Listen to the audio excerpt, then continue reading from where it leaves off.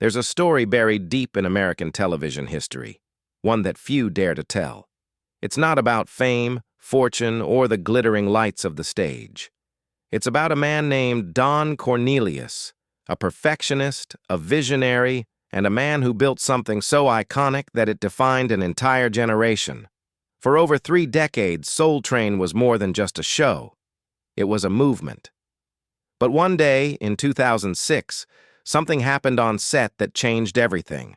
The cameras stopped rolling, the music went silent, and Soul Train was gone, forever. The birth of a revolution. Every movement starts with one question. For Don Cornelius, that question came in 1966 as he sat in a small newsroom on the south side of Chicago, staring at a television screen that didn't look anything like the world outside his window. Black kids filled the streets with music, rhythm, and color, but television ignored them. Don, a former Marine turned traffic cop turned salesman, was now working as a reporter at WCIU-TV, learning the mechanics of broadcasting. What he saw on TV every night was a mirror that reflected everyone but his own community. He decided to build something different, something that would show Black America not as background characters, but as the main story. He envisioned a music and dance show that would carry the same joy, style, and unity he saw in Chicago's neighborhood block parties. At first, the idea was met with disbelief. His bosses thought a Black American bandstand would never last. To get rid of the project, they handed him full ownership, a gesture meant to wash their hands of what they considered a doomed experiment.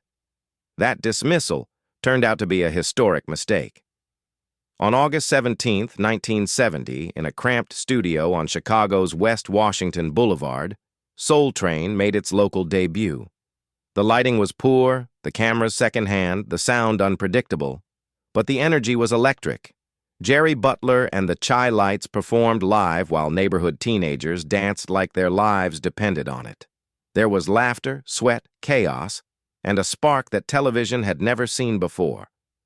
By October 2, 1971, the train had gone national. Backed by sponsors like Sears Roebuck and Company and Johnson Products Company, Soul Train entered homes across America. Within months, it became the country's most important stage for Black music. James Brown, Aretha Franklin, the Jackson 5, they all came. Each Saturday, millions tuned in to see people who looked like them, sounded like them, and dreamed like them. The man behind the vision. In the early 1970s, Don Cornelius was not just a television host, he was a force. His presence was magnetic, his composure unshakable. Every Saturday, his voice rolled across living rooms like smooth velvet.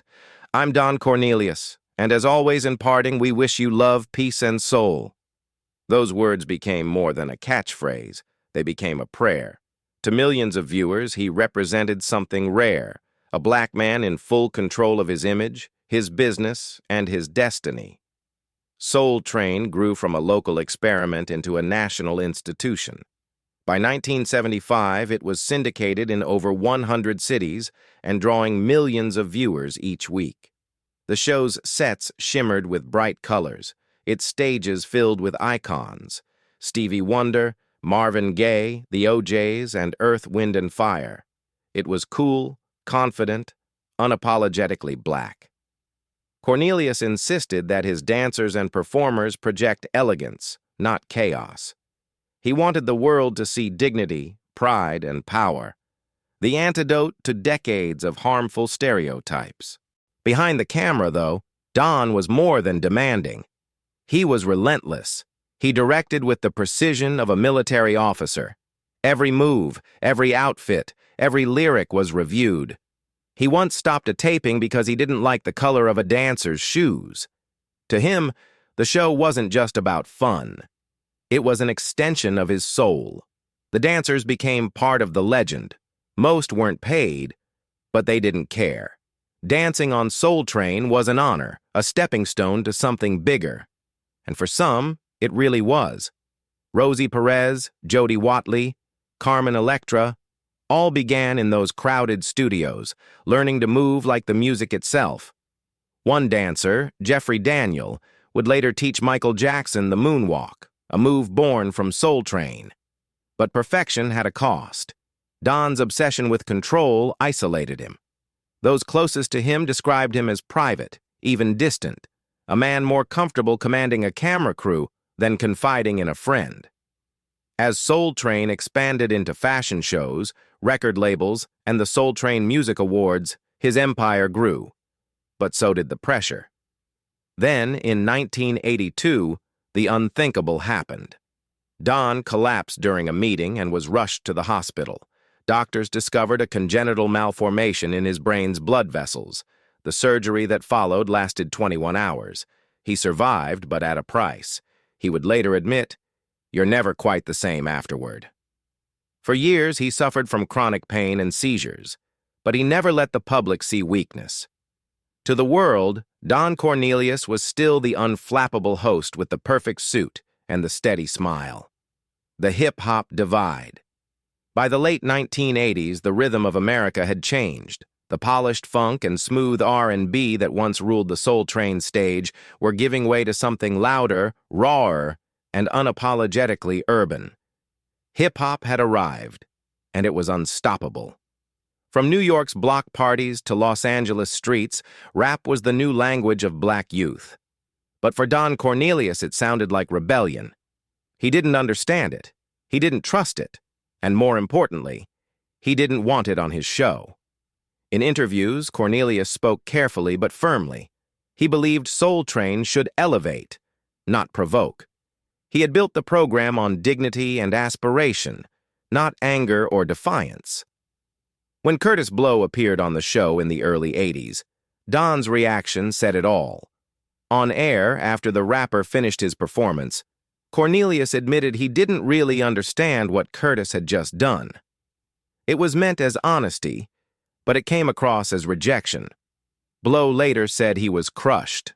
For a generation raised on beats and street poetry, it was a painful moment, the old guard turning its back on the new.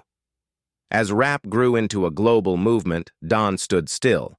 Acts like Public Enemy, NWA, and Run DMC were rewriting the culture, but he refused to let them near the Soul Train stage. "It doesn't represent something positive," he once told a producer. What he saw as moral protection, young audiences saw as censorship. They didn't want polished smiles anymore. They wanted truth. The consequences were swift. In 1983, Soul Train was pulling nearly 4 million viewers each week. By the early 1990s, that number had been cut in half. Meanwhile, Yo MTV Raps and Rap City were exploding in popularity, giving hip-hop artists the space Soul Train denied them. For the first time since the 1970s, Don Cornelius's creation was no longer the voice of Black America. Inside the studio, morale dropped. The dancers, once the heartbeat of the show, complained that Soul Train felt too clean, too controlled. Producers urged Don to modernize. They wanted more edge, more youth, more risk. But he couldn't let go of the formula that had once made him great. His empire, built on discipline and pride, was being overtaken by a generation he no longer recognized. By 1993, Don finally made a decision he'd been avoiding for years. After 23 seasons, he stepped down as host. The farewell episode was subdued, almost reluctant. There were no fireworks, no confetti, just Don standing before the camera, thanking viewers for their loyalty, signing off with his immortal words, "Love, peace, and soul." The day everything fell apart. By the time 2006 arrived, Soul Train was no longer the cultural powerhouse it once was. Ratings had been dropping for years, the sponsors were restless, and the younger audience had moved on. Still, the name carried weight, a symbol of legacy, history, and pride. But behind that legacy, the production was falling apart. Longtime crew members had left, budgets were shrinking, and creative disagreements tore through the studio like slow-moving fire. And then came the day that would change everything. the final taping that was never meant to be. It was March 2006 in Los Angeles. On paper, the day was supposed to be routine, one more episode in the show's 35-year run. But people who were there would later describe a tension in the air that no one could quite explain. The production team had been shuffled at the last minute. The guest lineup had changed overnight, and even before the cameras rolled, the atmosphere was uneasy. Don Cornelius, who had long since retired as host, was reportedly present that day, not as a producer, not even officially on staff, but as an observer. He walked the backstage halls quietly, hands in his pockets, his once commanding presence now subdued by years of pain and disappointment. Friends said he looked tired, disturbed by what Soul Train had become, a version of his creation that no longer reflected the pride or dignity he once demanded. The scheduled performer was a young hip-hop artist whose name has never been publicly confirmed, but several witnesses described the act as provocative and inappropriate for daytime television. The performance included dancers in revealing outfits and lyrics that clashed with everything Don Cornelius had built the show on. Arguments erupted between managers, producers, and the studio crew. There were delays, walkouts, and whispers that Don himself was considering pulling the plug. When filming finally began, it lasted less than 20 minutes before chaos broke out again. Some reports claim that Cornelius ordered the taping to stop mid-performance, furious about what he was seeing. Others said he quietly left the studio before the cameras stopped rolling. What happened next sealed the fate of Soul Train forever. Within days, Cornelius called an emergency meeting with Tribune Entertainment, the distribution company responsible for bringing Soul Train to local stations nationwide. According to several former staffers, Don demanded the company reassert creative control or end the partnership altogether. Tribune chose the latter. Without their backing, Soul Train lost its national syndication overnight. 3 weeks later, nearly half the local TV stations pulled the show from their schedules. There was no press release, no official cancellation, just silence. The Soul Train website stopped updating, and the production calendar disappeared from the system. That final 2006 episode, the one fans now call The Lost Tape, was never broadcast. The silence that followed. When the lights went out on Soul Train, there was no farewell, no closing ceremony, no final bow. The show that had once been a national heartbeat simply vanished from the airwaves.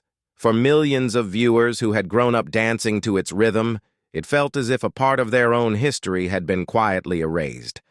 But for Don Cornelius, the silence that followed wasn't just professional, it was deeply personal. He never spoke publicly about the 2006 incident. In fact, he almost never spoke at all. Those close to him said the man who had once commanded a stage with elegance and authority had become reclusive, bitter, and withdrawn. When asked about the show in a rare 2007 radio interview, he said only one cryptic sentence. "I think it went far enough. To most, it sounded like acceptance. To those who knew him, it sounded like surrender." Cornelius had spent over 3 decades building Soul Train into an empire that had crumbled right before his eyes. Without the show, he struggled to find purpose. His health, already fragile since his 1982 brain surgery, was deteriorating. The operation that saved his life had also left him with lasting nerve pain, memory lapses, and recurring seizures. He lived with chronic headaches and fatigue, often retreating into long stretches of isolation. Travel, which he once loved, became almost impossible. The physical pain was compounded by emotional wounds. In 2008, Don's private life made headlines for all the wrong reasons. He was arrested and charged with felony domestic violence against his estranged wife, Victoria Avila Cornelius. The incident shocked those who still saw him as the composed gentleman of television. In court, he pleaded no contest to one count of corporal injury resulting in traumatic condition of a spouse. He was sentenced to probation, fined, and ordered to stay away from his wife. She filed multiple restraining orders. The scandal devastated him. friends said he felt humiliated, not because of the publicity, but because it contradicted everything Soul Train had stood for. By 2010, he was a ghost of himself. Rarely seen in public, he avoided interviews, award shows, and industry events. He had become the opposite of the man who once symbolized pride and joy for Black America.